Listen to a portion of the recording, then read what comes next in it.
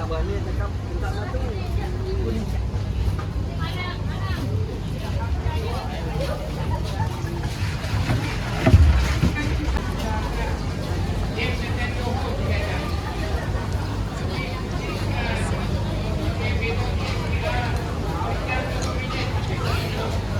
Us have a common lab to be shared by the school that don't have the lab. Dan barunya dapat belajar on science subject. Tidak Sarawak tu menjadi tumpuan lah. Kalau energi renewable tu hijau, kita jadi tumpuan. Jangan kau malah jemput kita.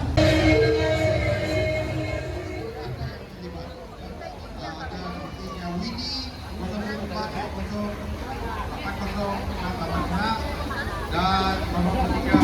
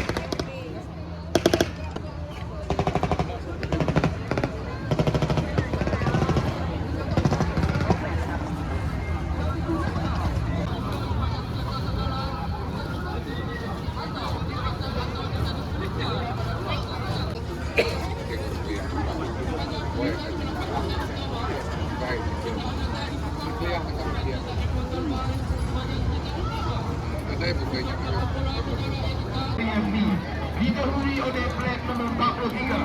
43 adalah tim Pak Aziz mendahului, diiringi oleh perahu yang menggunakan flag nomor 19 tempat yang kedua.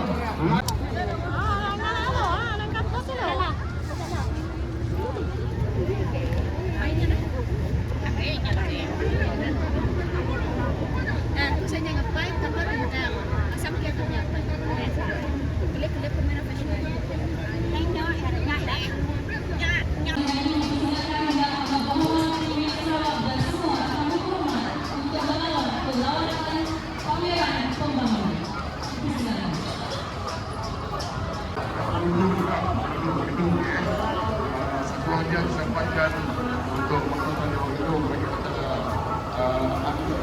untuk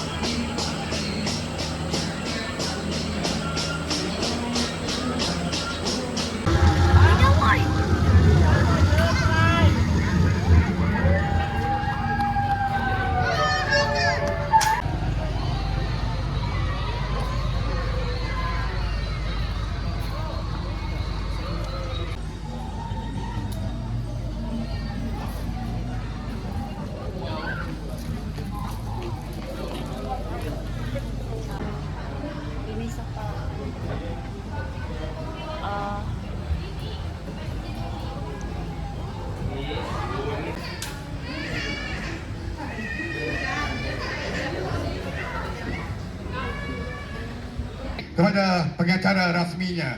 Dipersilakan. Terima kasih Pak Cik Pengulas untuk